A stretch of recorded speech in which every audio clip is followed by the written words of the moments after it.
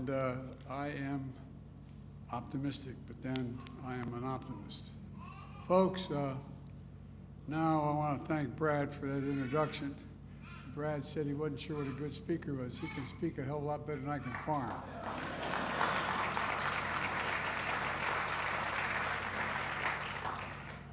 And I'm glad to be accompanied by, I want to talk about my administration and its investment in rural America. But I also want to thank Governor Vilsack, former Governor Vilsack, now the Secretary of Agriculture. Look, creating opportunities for family farmers and tribal communities across the country is what we're trying to do here. And Tim, and Governor Waltz, Governor, it's a great, thank you for the great work and the partnership, what you're doing here in Minnesota. And Mayor Paul, Rhonda, where's Rhonda, with the mayor? There you are, Mayor. Thank you for being here as well. I appreciate it. And thank you for the passport into the city. I don't get many passports these days. Over the past 40 years or so, we've had a practice in America, economic practice called trickle-down economics, and it hit rural America especially hard. It hollowed out Main Street, telling farmers the only path to success was to get big or get out. Tax cuts for big corporations encouraged companies to grow bigger and bigger, move jobs and production overseas for cheaper labor, and undercut local small businesses. Meat-producing companies and the retail grocery chains consolidate, leaving farmers and ranchers with few choices about where to sell their products, reducing their bargaining power. Corporations that sell seed, fertilizer, and even farm equipment use their outsized market power to change farmers and charge them and ranchers unfair prices. You know, in part because of these conditions, over the past 4 decades, we lost over 400,000 farms in America. 400,000. Over 141 million acres of farmland. And that's an area roughly equal to the size of Minnesota, North and South Dakota combined, the three. Facing higher costs and earning less, family farms have struggled to make it work, to make the math work. And the promise of keeping the farm in the family is slipping out of reach for so many across America. And when family farms go by the wayside, small businesses, hospitals, schools that support them, they suffer as well in the community.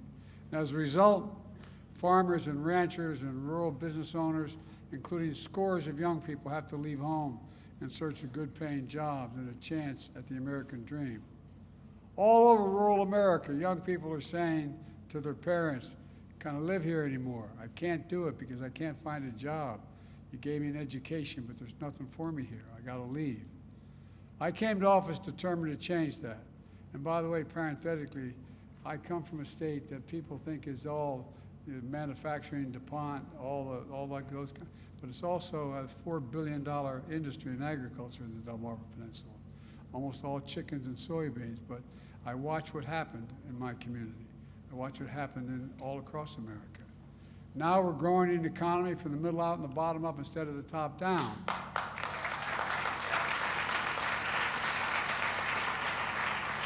And folks, there's a practical reason for that. When the middle class does well, the poor have a way up, and the wealthy still do very well.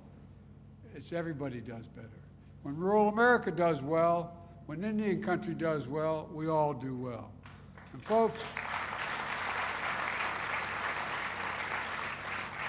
and press have been calling my plan Bidenomics. Well, it's about investing in all of America, including rural America. It's about making things in rural America again. And that's exactly what the historic legislation we passed has done, creating new and better markets and new income streams so that generations of rural Americans can begin to thrive again. For example, through our clean energy initiatives contained in the Inflation Reduction Act, we're investing nearly $20 billion, $20 billion, the money's there, to help farmers and ranchers tackle climate crisis through climate-smart agriculture and cover crops, nutrient management. It's not great. storing carbon in the soil, reducing greenhouse gas emissions while improving overall health of the soil and the water. And instead of doing what they have to do now, depending on one income stream being at the mercy of the commodity markets and the big corporations, under our plan, farmers can diversify and earn additional income just selling into the local markets. You know, it matters. Let me give you an example. When a farmer sells his commodities normally, you have to go through the grocery store, and the farmers get about 18 cents for every federal dollar, every dollar they had. Sometimes they get less than that. But when a farmer sells locally, the farmers can get anything from 50 to 75 cents for the same exact product.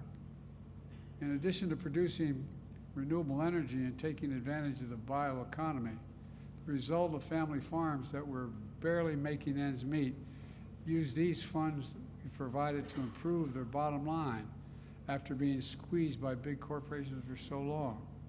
Look, we're also promoting competition in agricultural markets. For too long, farmers like Brad and his brother and his dad, mom, have had to sell their hogs, not just a handful of meat processors. There was only a handful that existed. Outsized control over the industry, and they set the prices as well. Let me put this perspective to you. Just 4 big corporations control more than half the market in beef, pork, and poultry. And because so few companies control so much of the market, if one of those processing plants goes offline, it can cause massive supply chain disruptions, slowing production, and cost farmers big. It happened to Brad when processing plants shut down during the pandemic and he had to rely on social media to sell his hogs. Folks, look, there's something wrong when just 7% of the American farms get nearly 90%. 7% get 90% of the farm income. And most farmers rely on jobs off the farm to be able to make ends meet on the farm.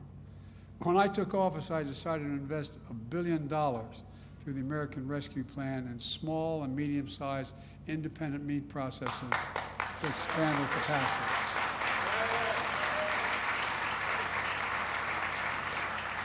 And the folks who don't understand that, like the people here do, that's good. What happens is it improves competition.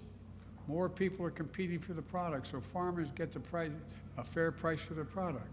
It's about basic fairness. Right now, the farmers and ranchers who actually grow the food only to see a small percentage of the profit when the food is sold. So we're strengthening local food systems. So rural communities have better access to affordable locally grown food. So the farmers who provide that food actually benefit from it.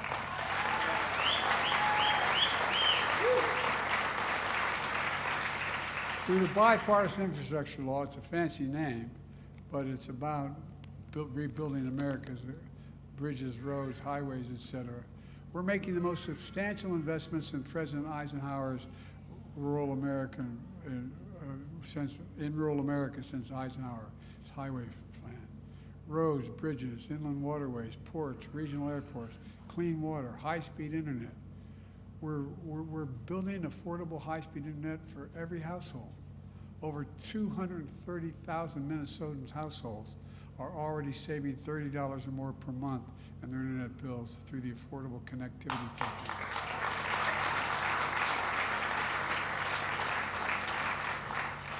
But I'm going to need your help. That program's running out of funds. I sent Congress a request for more funding, and they should act now, act on it now. We're also investing over $50 million to bring high-speed internet to tribal communities here in Minnesota alone. We're also making the largest investment in rural electrification since FDR, providing grants and loans to rural electric co-ops to supply rural communities with affordable, reliable, clean energy as well.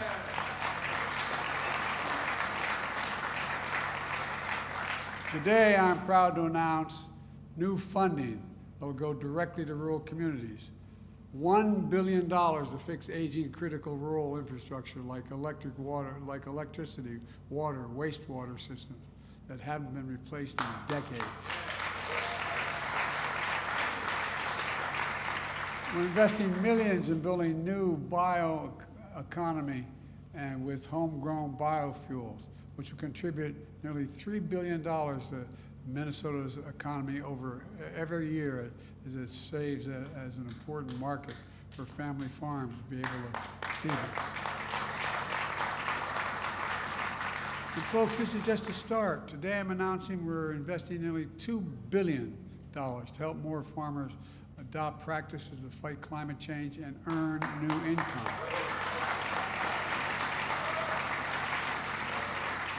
We're investing $145 million for farmers in rural communities to install clean energy technologies like solar panels and lowering electric bills.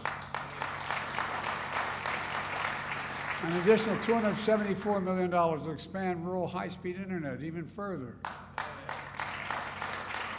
$2 billion to support communities in our Rural Partners Network, which puts federal employees on the ground to help rural communities take advantage of the federal resources, let them know what they are and where they are. We're also making sure rural America can compete with clean energy manufacturing jobs of the future. Earlier this year, I was in Minnesota, where we're over a century. Cummins built diesel engines and heavy-duty trucks and power generators. But now, thanks to the legislation I signed, the tax credit for clean energy, Cummins is converting its facility to make essential components for producing clean hydrogen used for cleaner production of everything from cars to trucks to steel to cement to manufacturing. And it's going to create thousands of jobs. In a place like Ohio and outside of Syracuse, New York, and all over the country, including in rural America, semiconductor companies are investing hundreds of billions of dollars, not a joke, hundreds of billions of dollars to bring chip production back home. You know, those little computer chips about the size of the tip of your little finger. We invented them in America. We made them more sophisticated, and we lost the ability to make them because we only had now 10% of the production. I went to South Korea to meet with Samsung and other groups. And I said, hey, look, why don't you come and invest in America?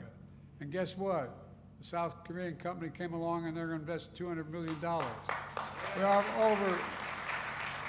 $20 billion. We're going to invest over $350 billion in building these chips. And everything in our lives, from cell phones, automobiles, refrigerators, most sophisticated weapon systems, rely on these. I might add, the factory being used to produce these chips, they call them fabs, employ thousands of people. You know what the average salary in those factories is going to be? Over $100,000 a year, and you don't need a college degree. That's the truth. All that means good jobs in rural America. The bottom line is this. Instead of exporting jobs overseas for cheaper labor, now we're creating jobs here and expanding American products and selling them overseas. Yeah.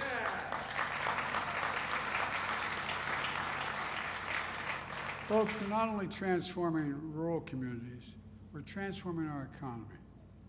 A year ago, experts said a recession was almost guaranteed. Remember months ago, the recession's coming, recession's coming. Well, guess what? Just last week, we learned the economy grew by nearly 5% the last quarter. Proving the experts wrong.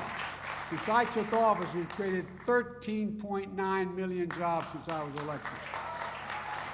We created more jobs in 2 years than any president has done in 4-year terms. And nearly 200,000 of those new jobs are right here in Minnesota. 200,000.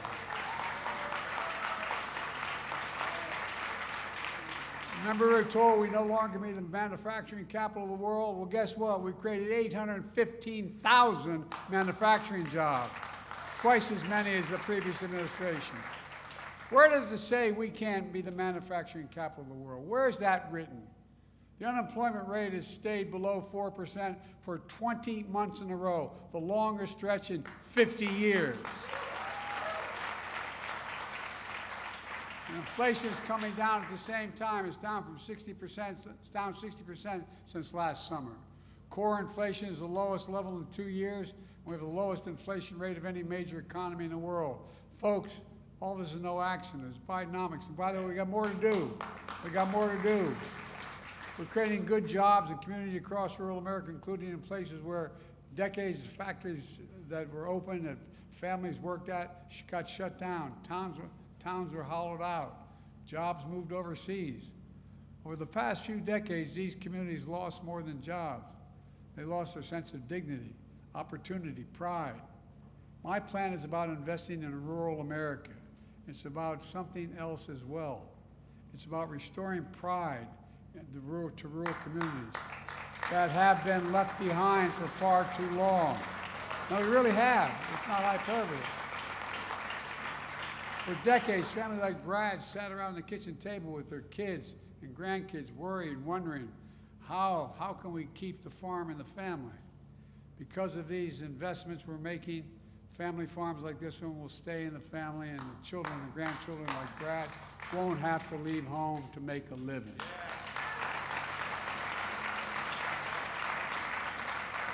When Brad sits around the kitchen table with his 4-year-old son and 20-month-old daughter, she'll understand it all right away.